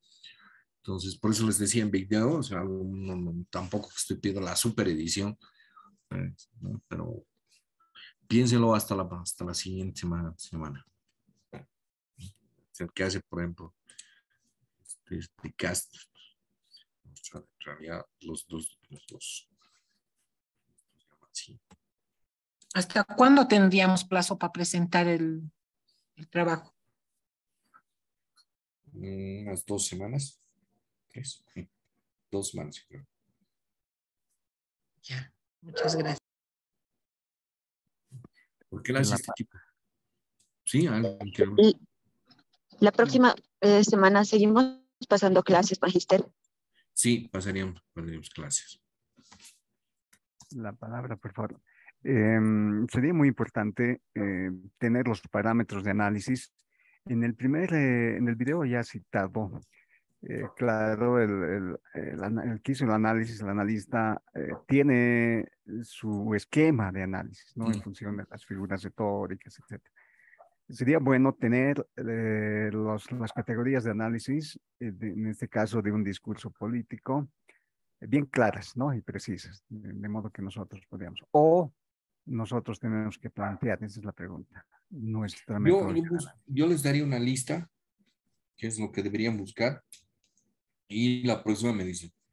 qué es lo que quieren analizar, digamos, ¿no?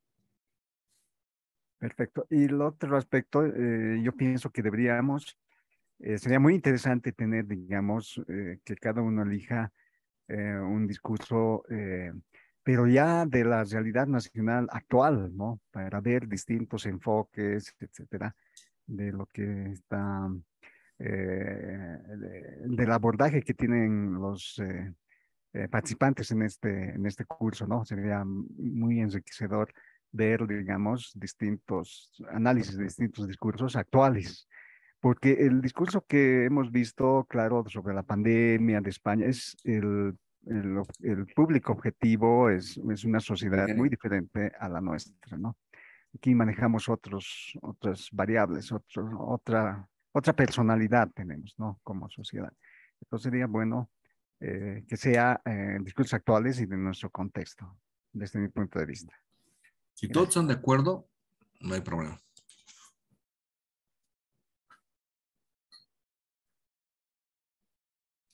No se olviden que hay otorga. Entonces, discursos nacionales. Que el Vicaz, por ejemplo, lo pueden encontrar en YouTube. Está, ¿no? Entonces, Jaime, adelante. No, estoy de acuerdo. Creo que no hay problema. Eh, Podemos encontrar muchas cosas en los análisis de discurso, sobre todo nacionales, ¿no? Una serie de errores que hay. No tengo problema. Concuerdo con Bernardo. Okay. Sí, una cosa más que quería complementar.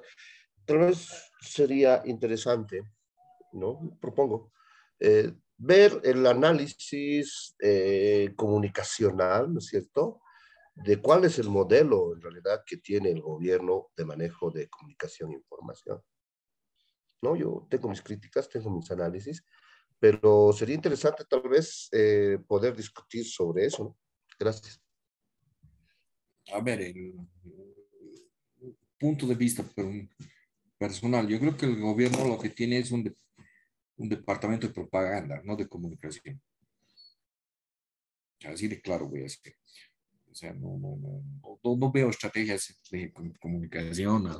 Lo que veo De es acuerdo, es un ¿verdad? departamento de propaganda. Sí. O sea, podemos ver el medio que quieran y tienen departamento de propaganda. O sea, viven en campaña permanente. Para mí, ¿no?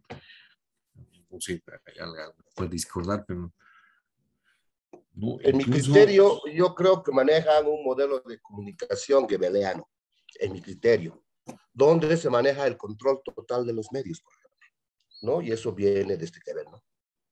yo creo que es más de Lenin, porque Lenin dice cuál es la misión de los medios.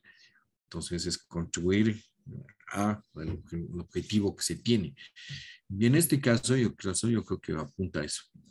¿No? Lo de Goebbels, sí, digamos, o sea, son los 10 principios, etcétera, etcétera.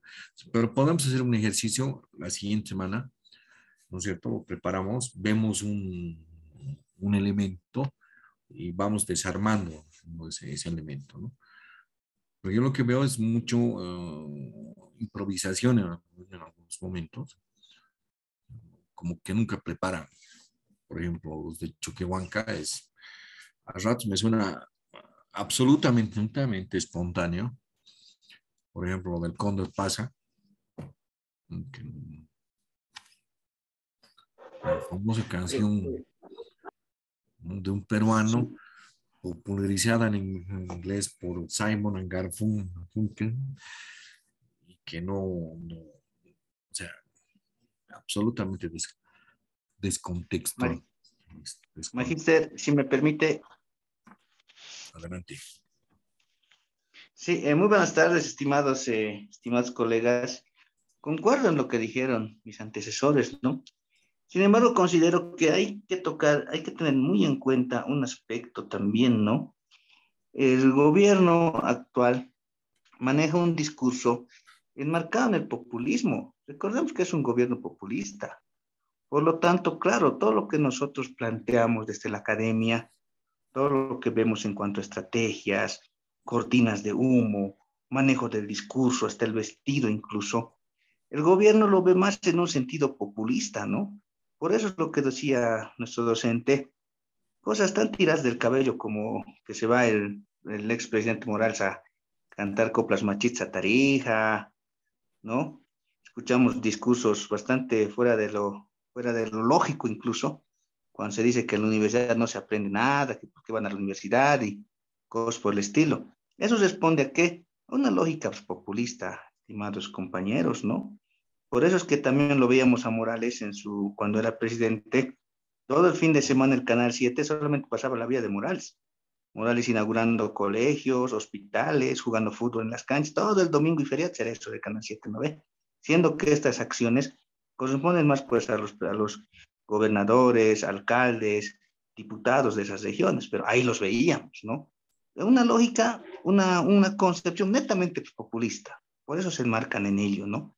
Ahora, claro, hay que tener también y hay que ver y es bien interesante, el otro día conversaba con este señor, no me acuerdo, el abogado que asesoraba en parte al MAS en esto de la demanda marítima, y cómo han manejado el discurso de la Víctor Hugo demanda Chávez, ante el Tribunal de Marco. la Haya. Hugo Chávez, muchas gracias. Víctor Hugo, el chavito. Víctor Hugo Chávez, el chavito, ¿no?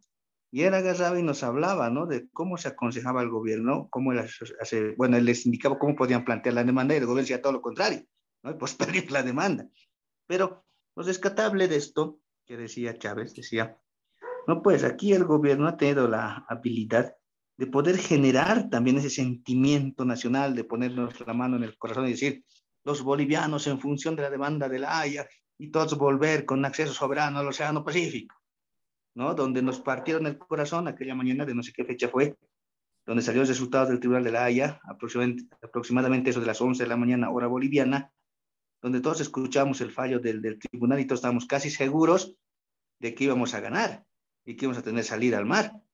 Pero grande fue la sorpresa donde no hubo eso, ¿no? Y todos con el corazón partido, las fiestas a medias se dejaron ahí simplemente, ¿no? Por eso yo creo que es interesante tocar esas cosas, el gobierno populista, y cómo han tenido también la posibilidad de poder valerse de ello, de ese popularismo, para ganar y generar, pues, un discurso que ha calado nomás en la sociedad boliviana, nos guste, ¿no? Sería interesante ver eso, magíster. Simplemente eso, muchas gracias, estimados compañeros. O con relación a allá, por ejemplo, nadie ha explicado lo que ha pasado. Nadie, hasta el día de hoy. Ninguno ha dicho, miren, hemos perdido por esto. ¿Ya? Lo segundo, que ha habido un manejo comunicacional no jurídico muy fuerte, ¿no? Que estaba relacionado más a la emoción, ¿no? Incluso yo vi una parte en una parte de la de los alegatos, y por ejemplo, dice la defensa chilena, ¿no? Les dice algo como esto, o sea, la emoción no cuenta en derecho, pero así de duro fue el comentario. ¿No? Y yo incluso alguna vez me dijeron que estaba preparada la fiesta en la Plaza Murillo y se tuvo que suspender. Que había polets, todo estaba listo.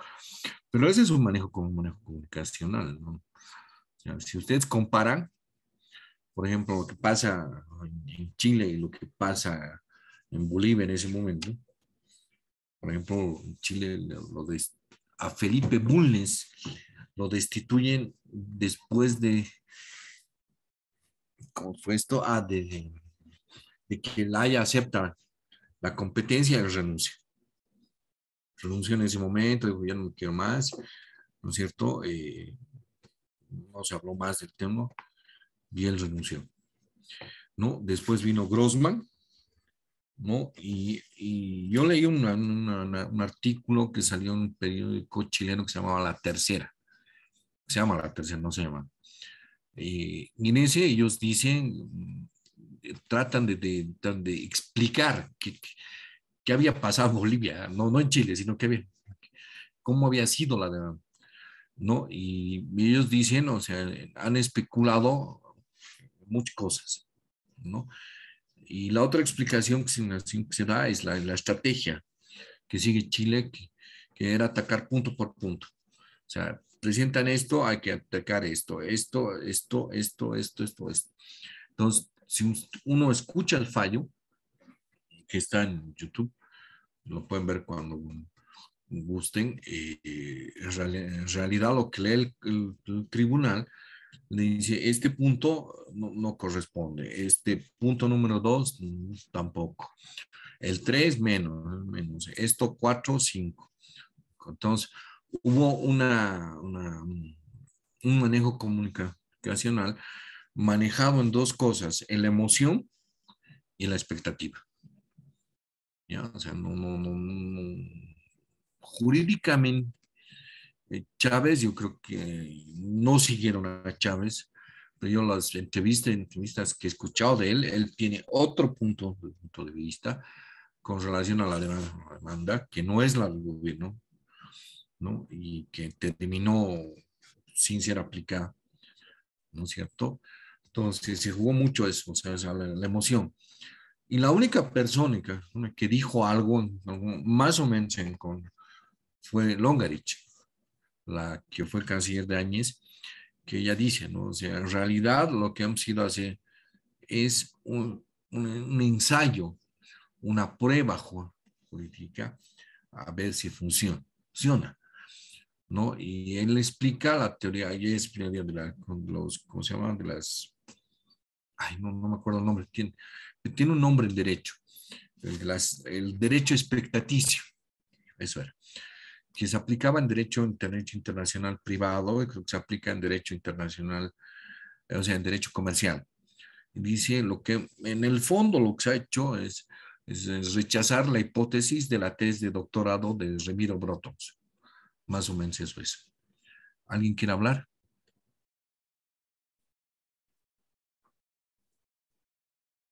¿Alguien más quiere decir? ¿No? Ahí, por ejemplo, pues, se puede ver el manejo comunicacional. Incluso hay, si ustedes ven, por ejemplo, yo me acuerdo en Héctor Arce, el que estuvo exiliado en la embajada, no, asilado en la embajada, no exiliado, la embajada mexicana, él dijo, él jugaba mucho a la expectativa psicológica, ¿no? Y él trataba de leer el otro lado, ¿no? Diciendo, hay miedo, hay temor, qué sé yo, eh, pero al final, como que, al final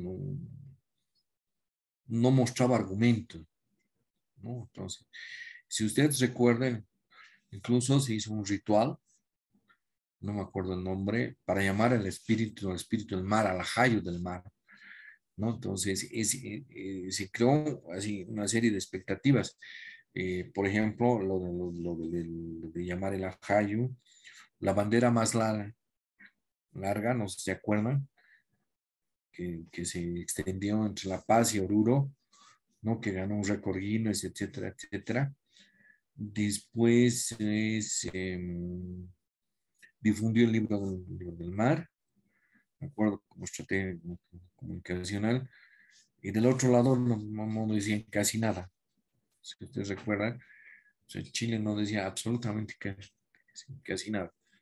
No decía, vamos a seguir esto, vamos a hacer esto, vamos a responder así y listo, ¿no? Incluso ellos sacaron un video muy cortito, no me acuerdo, pero que difería mucho con el que hizo el gobierno, por ejemplo, de mi manejo comunicacional, ¿no? O sea, eran los dos puntos de vista, digamos, ¿no? Y ellos basaban toda la demanda, la contrademanda, en el derecho. O sea, decían, estos son nuestros derechos, esto es lo que vamos a defender. Y del lado boliviano se entendía que estaba basado en las negociaciones, ¿no? Lo que había ocurrido después de 1880 hasta el año 2013, que era lo de Agar, que es el último, los 13 puntos con Bachelet No hubo más tampoco. No, incluso hay un dato que no se dice, que cuando lo escuché, y lo escuché de Longarich justamente, le hace una entrevista, está Carlos Valverde, ¿ya? Y está relacionada con el contexto de los 70s, que no se mencionó, no me acuerdo el manejo, todo el manejo comunicacional, fue el siguiente. Le dice, poco antes de que termine la dictadura en Chile, ¿ya? El gobierno de Pinochet manda una nota a Bolívar. No he visto el documento, pero le dice a Bolivia en pocas que ya no va a hablar más del tema marítimo, sobre todo el tema marítimo con soberanía. Lo demás está en agenda, se puede hablar, qué sé yo. Que fue en realidad lo que revienta, entre comillas, las expectativas. O sea, con eso habían dejado fuera todo el derecho expectaticio. Y según lo que relata, porque es un relato de Longarich, dice muy claramente que el equipo jurídico de Bolivia sabía de esta nota, ¿no es cierto? Y que cuando ella observa, le dice, pues lo que cuenta, esta nota a Brotons, Brotons le dice, mira, tenemos la mitad de las posibilidades de ganar y la otra mitad de perder. Pero ya sabía el equipo jurídico de la existencia de esta carta, ¿no? Y esta carta, o sea, anulaba, entre comillas, el derecho expectaticio, lo terminaba por liquidar. Y esto nunca se dijo.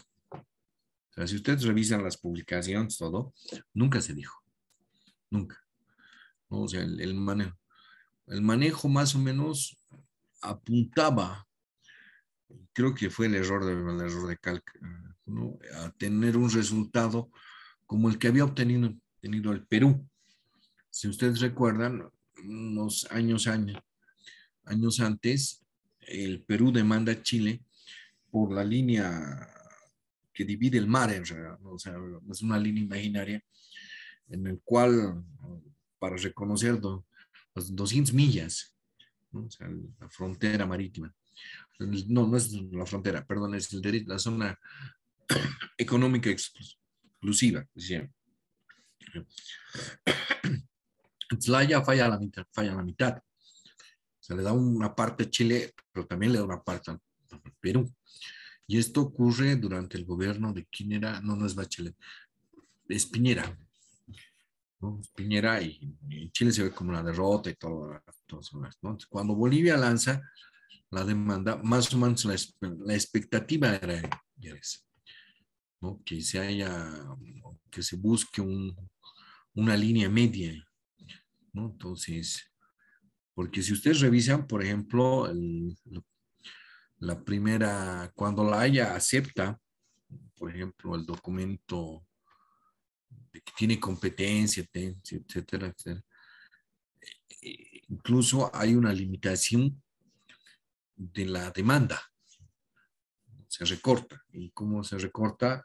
Si ustedes leen en el documento, van a encontrar que hay un párrafo que dice ellos no pueden predeterminar el resultado. O sea, que si Bolivia, o sea, si la Haya obligaba a Bolivia y Chile a negociar, la Haya no iba a predefinir el resultado. ¿Ya? Entonces ahí la demanda, ya se había la demanda recortado a la mitad. ¿Ya? Y eso no se dijo. Comunicacionalmente, cuando la Haya, por ejemplo, presenta este hecho, cuando se conoce este fallo, los medios del gobierno lo presentan como un éxito.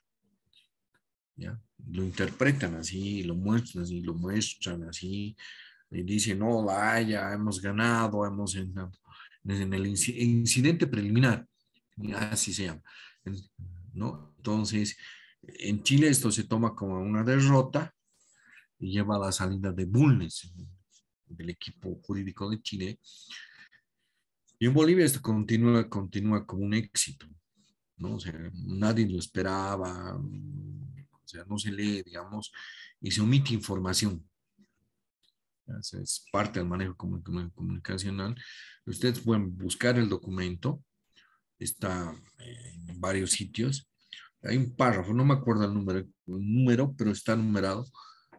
Y en ese número van a encontrar cómo se ha recortado. O sea, está recortada la demanda. Y eso no se dijo.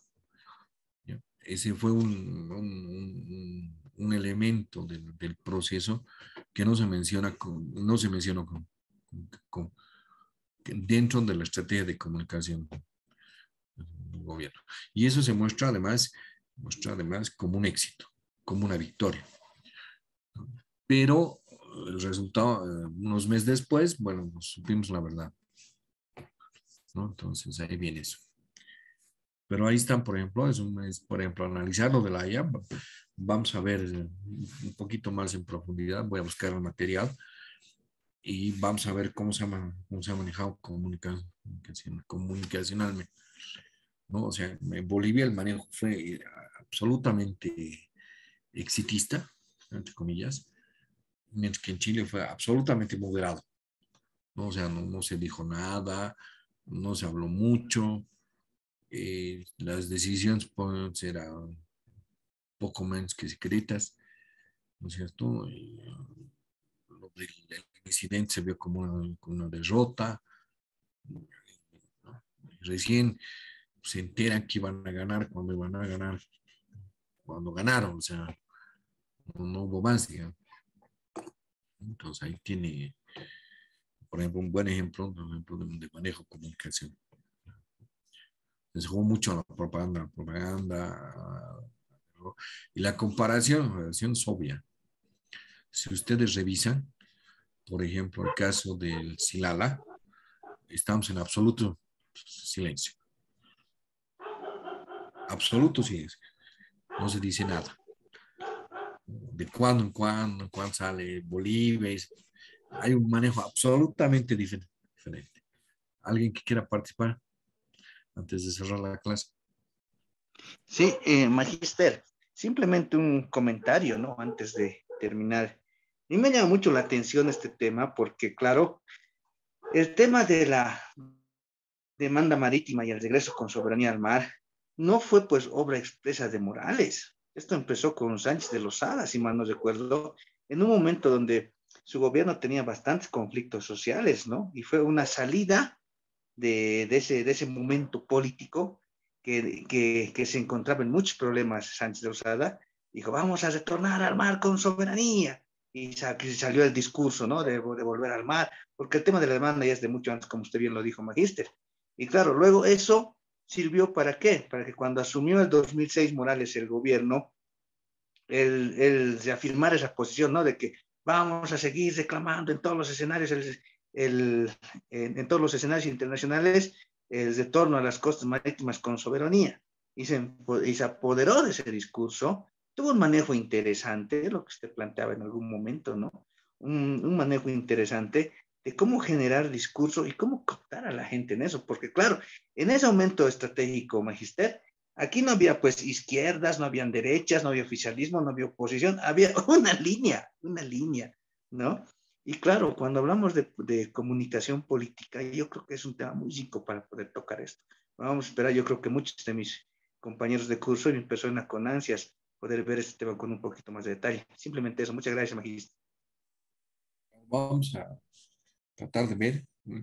Incluso de los medios chilenos, pero lo que pasa es que en Bolivia han bajado las publicaciones, entonces no existen, ¿no? Pero hay algunos textos muy interesantes, ¿no?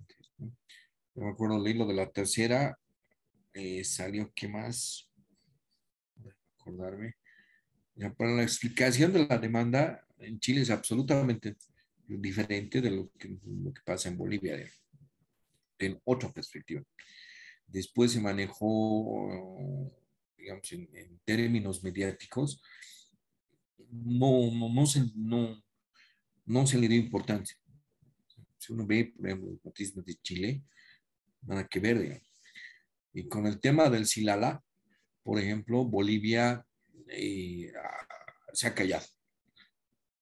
No hay ningún manejo, nadie dice nada, o sea, solamente hay audiencia al día, hemos presentado la memoria, hemos dicho esto, listo, ahí murió. Pero en el caso de la demanda es bastante complicado, porque hay varios antecedentes que no se mencionan. O sea, hay, por ejemplo, el tema de la carta que dice Longarich, que yo ni sabía que existía, y ella dice, o sea, este era el punto fatal, dice. O sea, esto liquidaba, el derecho expectaticio lo liquida. Y nadie dijo nada, nada, nada, o sea, nada, absolutamente nada. Y esto corresponde en realidad a un tema internacional, ¿no? O sea, que tiene que ver con negociaciones anteriores. O sea, y corresponde, en realidad tiene otra explicación, pero el tema del manejo fue absolutamente diferente. Entonces, voy a buscar, creo que tenía algunos recortes. Si los encuentro, entonces los vamos a ver. Incluso cómo titulaba, todo. O sea, recuerdo cómo se llamaba el periódico. Cambio. Cambio sacaba suplementos, entonces Canal 7 sacaba programas especiales, todo. Y en el otro lado, nada, absolutamente nada. Pero vamos a ver. Quedamos aquí, si no hay más dudas, nos vemos a la siguiente clase.